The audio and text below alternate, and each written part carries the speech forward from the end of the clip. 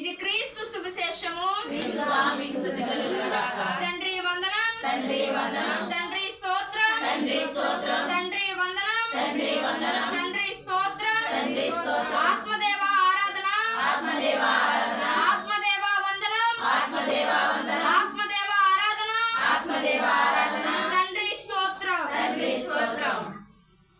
మొదటి వారం మొదలైన కాల నుంచి ఎన్ని ఆటంకాలు, ఎన్ని ఇబ్బందులు వచ్చినా ఆఖరి వారంలోనికి దేవుడు మనలను ఆయన కనికరము బట్టి నడిపించినందుకు దేవునికి గట్టిగా వందనాలు చెప్దామా?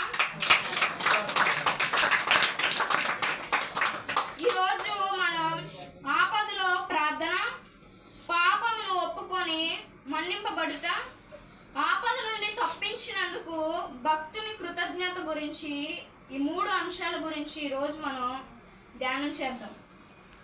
కీర్తనల గ్రంథము 31వ అధ్యాయము 1వ వచనంలో తండ్రి దేవుడు మనతో మాట్లాడుతూ ఉన్నాడు. ప్రభు, నేను నిన్ను శరణు కోరుచున్నాను, నన్ను ఎన్నడూ సిగ్గుపడనీయకుము, నీ న్యాయమును బట్టి విముక్తిని దయచేయము. ఆపదలో ప్రార్థన. మనకు ఇబ్బంది కలిగినప్పుడు, మనకు బాధ కలిగినప్పుడు దేవుని ముందుకొచ్చి కన్నీటితో ప్రార్థిస్తాము. దేవుడు వింటాడా ప్రార్థన? తప్పనిసరిగా వింటాడు. ఆనందంగా ఉన్నప్పుడు దేవుని మరుస్తామా? మర్చిపోతాం. తప్పనిసరిగా మర్చిపోతాం. దేవుడు మనం ఆనందంలో ఉన్నప్పుడు దేవుని మర్చిపోతాము. కానీ దుఃఖం వచ్చినప్పుడు వచ్చి మోకరించి అడిగి వేడుకుంటాం. ఇది రైటా? తప్పు. ఆపద వచ్చినప్పుడు దేవుణ్ణి మరవకూడదు, ఆనందం వచ్చినప్పుడు దేవుణ్ణి మరవకూడదు. కీర్తనకారుడు మనతో ఈ విధంగా మాట్లాడుతూ ఉన్నాడు. నీకు ఆనందం దయచేసిన దేవుణ్ణి నీవు ఎందుకు కృతజ్ఞత చెప్పకూడదు?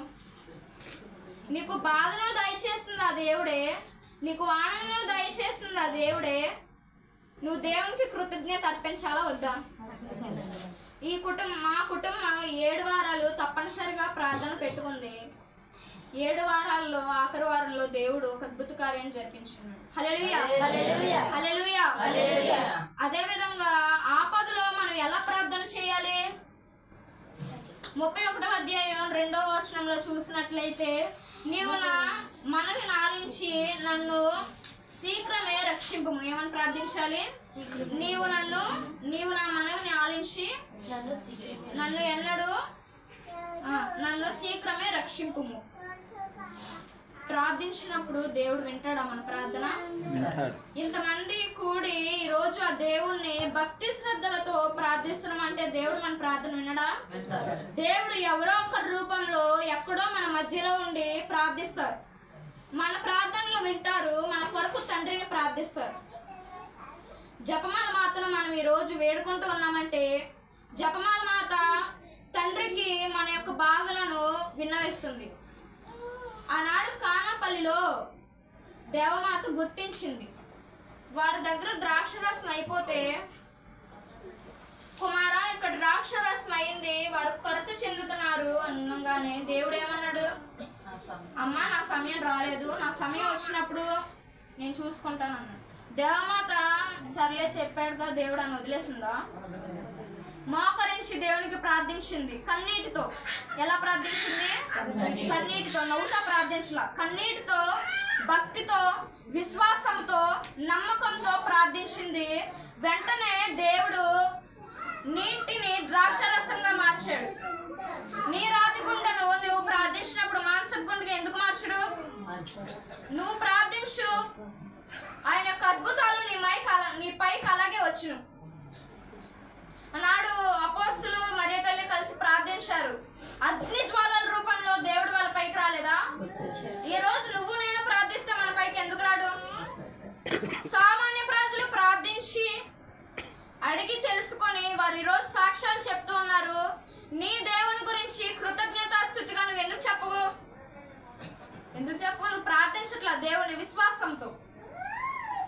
నువ్వు కన్నీటితో ప్రతిరోజు ప్రార్థించు, వెంటనే దేవుడు నీకు ఉత్తరం ఇస్తారు. దేవుడు నీ ముందుకు దిగొచ్చి నీకు ఉత్తరం ఇస్తారు. దేవుణ్ణి ముఖాముఖిగా చూసి యుద్ధం చేసిన వారు కూడా ఉన్నారు. దేవునితో యుద్ధం చేసి పెద్ద పెద్ద యుద్ధాలు గెలిచి ఈరోజు చారిత్రకారులుగా బైబిల్లో పిలువబడుతూ ఉన్నారు. పునీత పౌలు గారు తెలుసా? పౌలు గారు అసలు పేరేంటి? సౌలు. ఈ పౌలు గారు ఒక క్రూరుడు. ఈ సౌలు ఒక క్రూరుడు. ఇతరులను లంచం కోసం చంపేస్తూ ఉండేవాడు. యేసు ప్రభు దేవుడని తెలియక అతడు అద్భుత కార్యాలను విని ఇతడు నాకంటే ఎందుకు ఇంత అద్భుతాలు చేస్తున్నాడని చంపడానికి బయలుదేరారు. ఆ సౌలుకి నా దేవుడని తెలియదు. వెంటనే ఆత్మరూపంలో దిగొచ్చి మాట్లాడాడు. ఏమని పిలిచాడు? సౌలని పిలిచాడా? పౌలా, నువ్వు నన్ను చంపడానికి వచ్చావు కదా, నన్ను చంపి నీకు తృప్తి కలిగితే నేను నిన్ను ఆపను అన్నాడు. పౌలు గారు సరే చంపేస్తాను అన్నాడా? ఒక్క మాటకి ఆత్మ పరిశీలన చేసుకుని మారు మనసు పొందాడు. నీవు నేను మారు మనసు పొందలేమా? అంత క్రూరుడు ఎంతమందిని చంపాడో ఆయనే మారు మనసు పొంది దేవునిలో నడిచాడంటే మనం నడవలేమా? తప్పనిసరిగా మనం నడవగలం. ఎప్పుడు దేవుణ్ణి ప్రార్థించినప్పుడే. మామూలుగా నువ్వు వెళ్ళిపోతానంటే వెళ్ళిపోతావా? నీకెదురయ్యే ప్రతి శోధన, నువ్వు దేవుణ్ణి విశ్వసించి నువ్వు నడుస్తున్నావు, నీకెదురయ్యే ప్రతి శోధన నీకు విరుద్ధంగా సైతాను చేసేదే. నీకు విరుద్ధంగా సైతాను చేసే కుట్రను నీ అంతట నువ్వే జయించగలవా? దేవుని కూడా శోధించింది సైతాను. దేవుడు శోధింపబడ్డాడా? శోధింపబడ్డాడు. సరే శోధింపబడుతున్నా తాకి స్వస్థపరచండి ప్రభువా. యేసయ్యా, అదేవిధంగా మా తండ్రి, మా కుటుంబంలో తండ్రి అనారోగ్యంతో ఉన్న వారిని జ్ఞాపకపరచుకోనండి ప్రభువా. వారిని తాకి స్వస్థపరచండి ప్రభువా. మేము మరియం పెద్దమ్మ వారిని జ్ఞాపకపరచుకోనండి ప్రభువా. వాళ్ళ కుటుంబంలో తండ్రి శాంతిని సమాధానాన్ని తండ్రి ఉంచండి ప్రభువా. యేసయ్యా, అదేవిధంగా తండ్రి తెరస మామ గారిని జ్ఞాపకపరచుకోనండి ప్రభువా.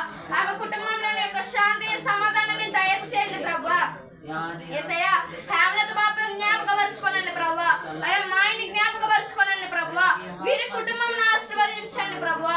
ఆమెకి ఇచ్చిన 2 కుమారుల్ని ఆశీర్వదించండి ప్రభువా. 2 కుమారులు తండ్రి మంచి ప్రయోజకులు ఉన్న సహాయం దయచేయండి ప్రభువా.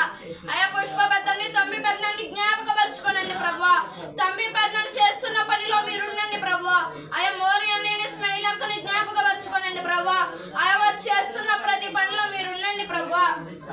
అయ్యా, నేను ఎవరినైనా మర్చుంటే ప్రభువా నన్ను క్షమించి ఇక్కడున్న ప్రతి ఒక్కరిని యొక్క గాయపడిన హస్తంలో ముట్టి స్వస్థపరచమని యేసయ్య నామమున పేరిట అడిగి వేడుకుంటున్నాం తండ్రి.